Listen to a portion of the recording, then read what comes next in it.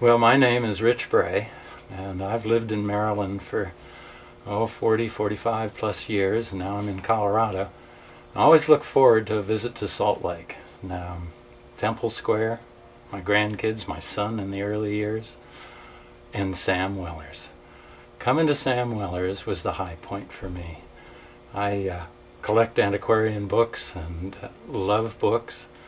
I have a natural history collection and a church history collection. So coming here, their genealogy room that used to be up on this floor, and then coming to the vault. I remember my son introducing me to Tony. I never did meet Sam, but Tony introduced me to Joan, and I suddenly was in heaven. Joan took me by the arm and discovered what my interests were, and pretty soon we were here in the vault, and I thought I'd landed in the promised land.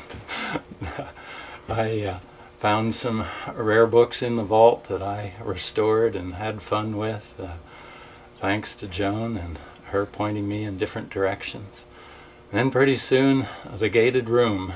Back then it had just general books. Now it's the rare book room because the vault has become too small. And in the gated room, I can remember finding a book that I'd been looking for. It was a presentation copy of Comstock's Butterflies of California.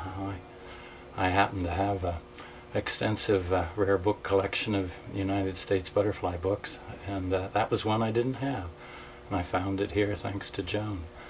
Now, these trips to those three areas, the genealogy, the vault, the gated, which is now the rare book room, have been the high points of my coming to Salt Lake and visiting. Now, one of the fun treasures was when Tony had those t-shirts of the Nighthawks, and I wore that out. It's now long since been reduced to tatters, but a long sleeve t-shirt with the Nighthawks on the front was my favorite tee. Now, Sam Weller's. Now, one time Joan said, "Hey, would you like to see something?" And I said, "Sure." And she took me back to Sam's office and showed me the collection of the first edition Book of Mormon.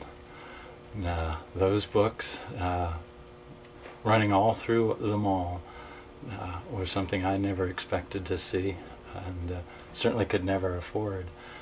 But what a treasure to see. And the newspaper collections, the Millennial Star and the Times and Seasons, and the things that Sam kept in his office that were treasures, and I thought were just unbelievable.